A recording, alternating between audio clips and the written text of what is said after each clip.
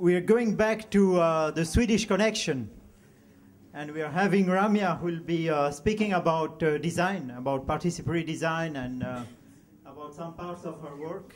So my name is Ramya Mazay. You heard my colleague Magnus earlier. We both work at the Interactive Institute in Sweden. And my recent work has been a lot about raising questions and developing ways of discussing about the role of design today.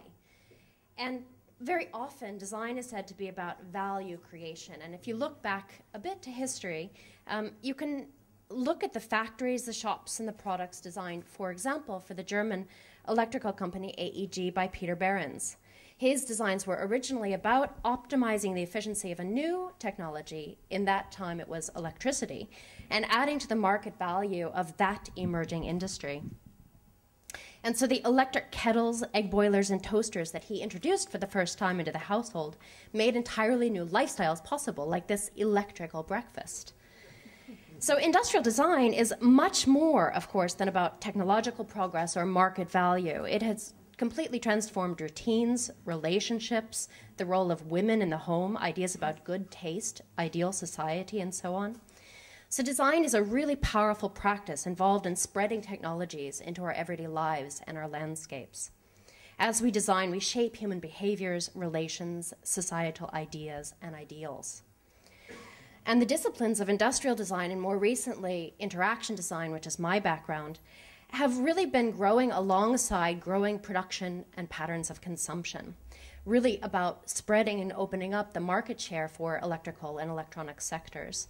But with contemporary issues like overconsumption, designers are asking questions about what other kind of values can we work with, can we serve, can we open up?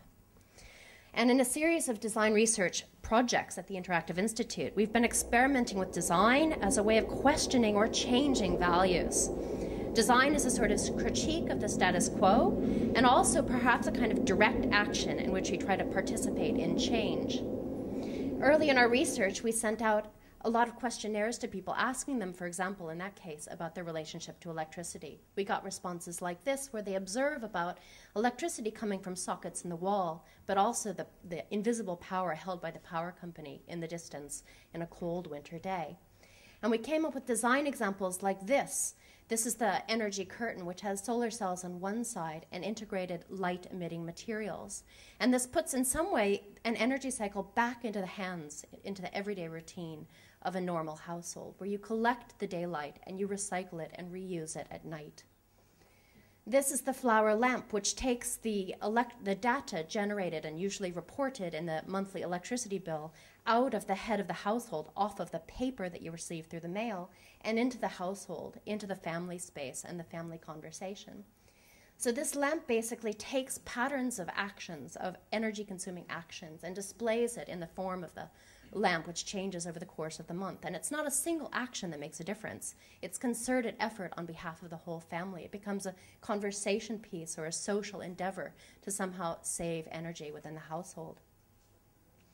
And we created a series of design examples like this, and also the erratic radio, which dysfunctions or detunes if there are too many electrical devices around. And for example, these three prototypes are different ways of thinking about visualizing energy consumption, giving form to something that's typically invisible.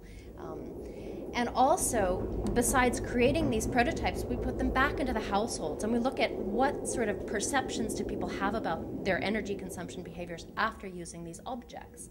What kind of conversations do they engage in their household? How might they talk to their neighbors in a different way through the use, through the device of these visual and material forms of energy? So more recently, our work has focused on experimenting with larger social and urban scales of energy use. In a series of photographic scenarios, this is one of them, we explore what might happen if people increasingly had to collaborate or compete for resources, limited resources like energy. Would the neighborhood work together to save energy if it would raise up this traffic stopping reward at the end of a work week?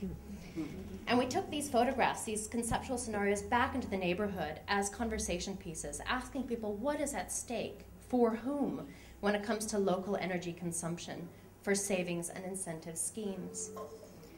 In this Energy Futures project, we used methods from trend spotting and forecasting to design objects representing a range of possible, even extreme, energy futures. For example, these are do-it-yourself instructions for handmade socket bombs, which are up there, and a Wikipedia entry for eco-activists who can short-circuit buildings that waste electricity. What would a future be like if homes were designed to power themselves by the wind and sun? Would mass media, in this scenario, follow design and technology and serve a new social purpose? This futuristic weather forecast is an energy forecast. Friday will be an excellent day for doing a lot of laundry, but Sunday you have to power down a bit. So this latest work has been about producing provocative scenarios and forecasts to be used as conversation pieces. We invite architects, engineers, historians, politicians, critics to discuss around these objects. What kind of futures do we desire? What kind of future values do we design, do we promote through design? And we invite you to peek also at another project. Please participate in Design Act, which is a website archive and a series of public events that highlights contemporary designers that engage in social and political issues through the form of their own practice and products.